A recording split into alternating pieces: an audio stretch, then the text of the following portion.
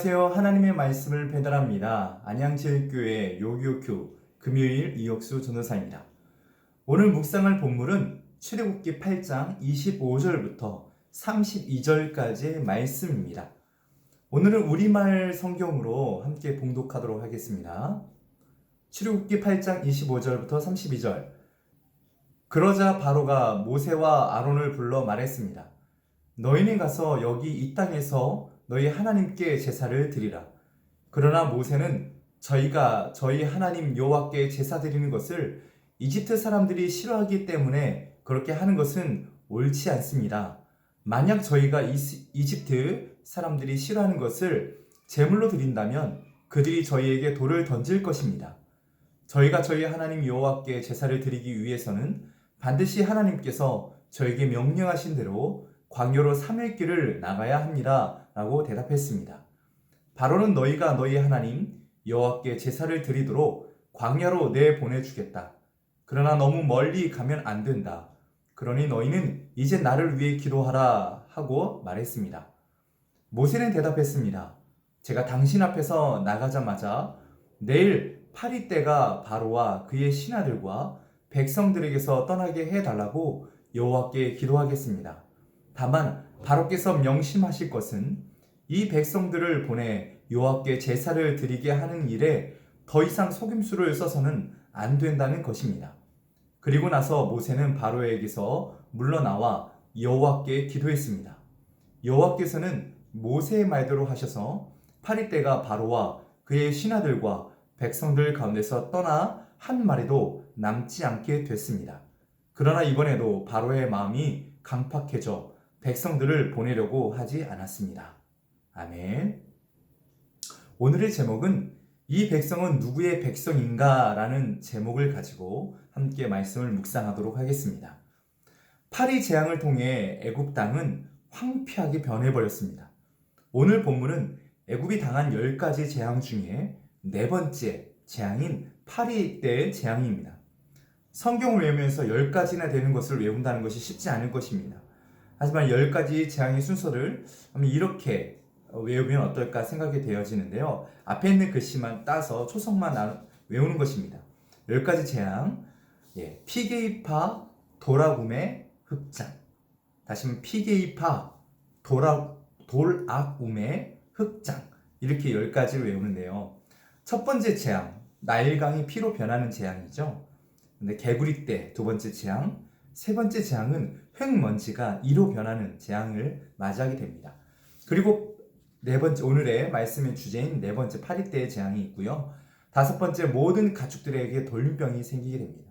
그 다음에 악성 종기가 생기고 우레를 동반한 우박이 떨어지게 됩니다. 그 다음 메뚜기 때 공격이 있게 되고요.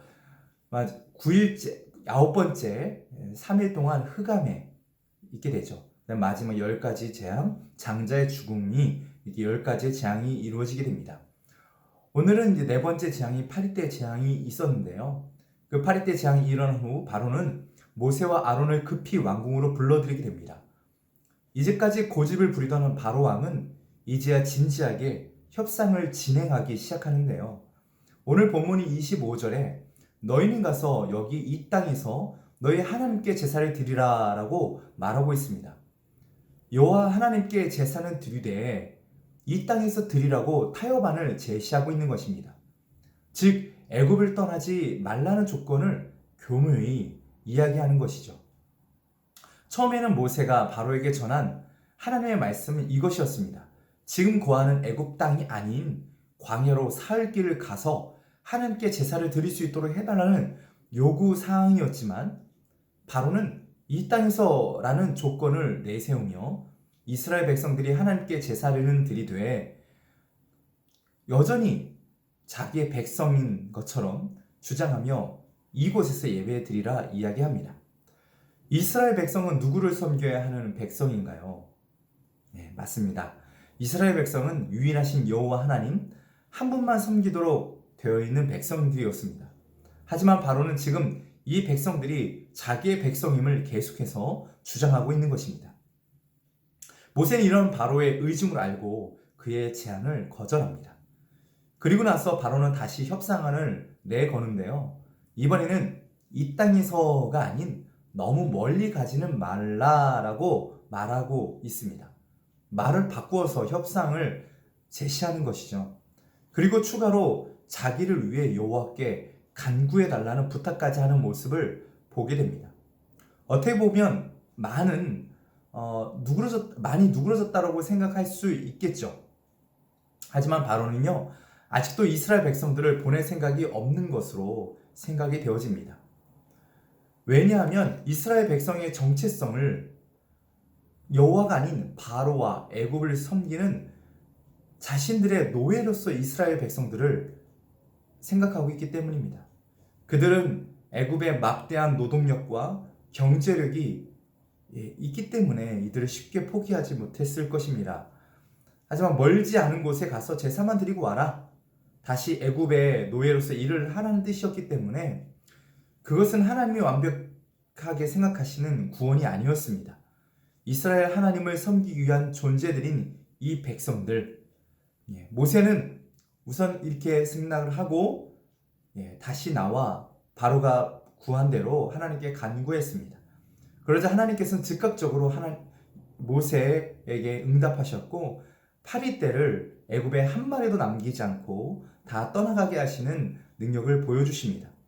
이런 기적을 보았는데도 불구하고 바로는 약속을 무시해버리고 마음을 다시 완강하게 하는 모습을 보게 됩니다. 혹시 우리도 세상의 것을 붙잡고 있지는 않으십니까? 하나님의 것을 붙잡아야 될 백성들이 세상의 것을 혹시 붙잡고 계시지는 않으십니까? 예수님께서도 말씀하셨습니다. 가이사의 것은 가이사에게, 하나님의 것은 하나님께 드리라 라고 말씀하셨습니다. 우리는 하나님의 백성입니다. 세상의 노예로 사는 자들이 아니라 하나님의 법 안에서 살아야 하는 자들입니다. 오늘 하루도 주님만 바라보며 세상에서 승리하시는 안양교회 청년들이 되시기를 소망합니다. 다 함께 기도하시겠습니다. 산에 많으신 아버지 하나님, 우리는 누구의 백성입니까? 바로 하나님의 백성들입니다. 하나님, 오늘 하루 살아갈 때 하나님의 백성답게 살아가게 하시고 세상의 것을 내 것이라 아버지 움켜쥐며 살아가는 그런 바로처럼 어리석은 행동을 하지 않도록 주님 붙잡아 주시옵소서. 오늘 하루도 주님께 의탁하며 나아갑니다. 주님 일하여 주시옵소서. 모든 영광을 주님께 올려드리며 귀하신 예수님 이름으로 기도드립니다. 아멘.